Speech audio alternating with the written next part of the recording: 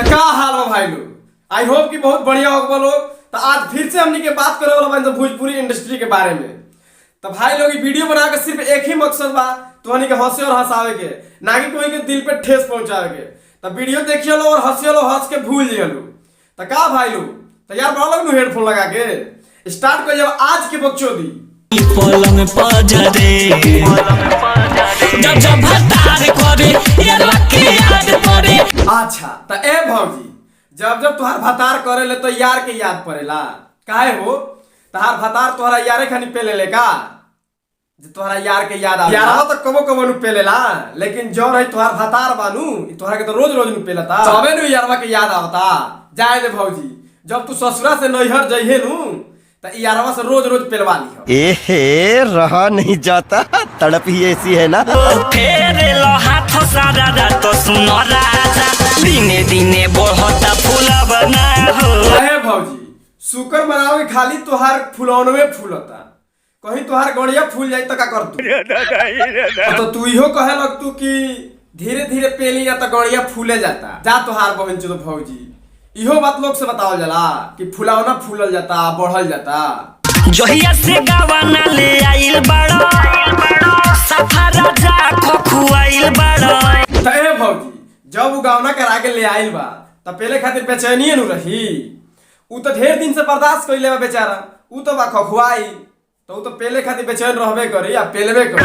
धरो ना दम राजा मारो ना रोज मजा, तोहरे हटबो पागल आइल बड़ा। जब माजा मारे लागी तो उ काहे दम धरी?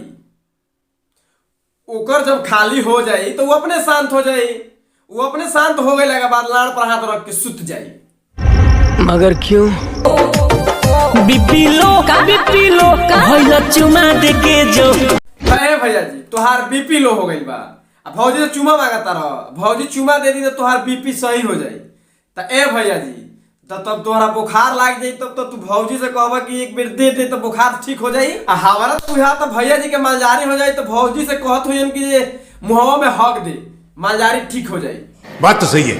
तोहरे ही फेरा में दोबारा आई गईनी जान, काहे लायक दुबरा गेलो भौजी? चाटे द टॉनिक तू दे द अनुदान। अरे दे ना द भौजी के लगे कौन टॉनिक बा कि तू अनुदान मांगता रह चाटे खातिर? हमारा तो लगा था भौजी के दोनों मौसमिया तो नहीं खनु मांगो चाटे खातिर। अहे भैया जी तू काहे झूठ बोलता रह? तू कहाँ दुबराई बड़ा? तुहार देख देख के तो लागत कि तू रोज टॉनिक वा चाट ले थोक भौजी वाला। बीपीलो भइले चुमा दे के जो। तो तू कैसे कह सकता रहा कि तुहार बीपी लो हो जाता? हो सकता कहीं चुमा खातिर कुछ भी हो सकता। कुछ भी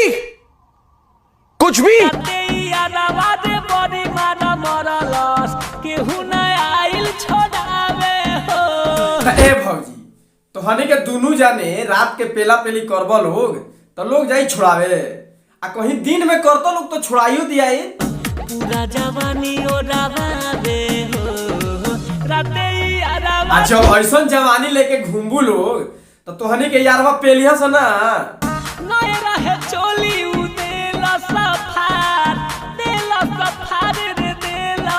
आ नया चोली हो चाहे पुरान, जब उस सुर में आ जाई तो तुहार चोली फरबे करी नू। और तुहरा से जब जवानी में प्यार ना करी तो बुढ़ा जेबू तब तुहरा से प्यार करी। आ जैसा भौजी तुहार चाल बानू, तू पेला पेली करो चाहे ठेला ठेली करो, तुहरा बीच में कोई बोले ना जाए, कोई ना बोली। पेलवाओ सुन अभी मजा आएगा ना भिड़ो। भाई लोग आज के वीडियो यहीं समाप्त भइल। तो भाई लोग अगर चैनलवा पे नया बड़ा लोग तो सब्सक्राइब भी कर लो लोग यार। अब वीडियो देखा तो लोग अच्छा लगा तो लाइक भी कर दो लोग। तब फिर हमने के मिलेंगे एगो छोट वीडियो में नेक्स्ट वीडियो में, तब तक ला बाय।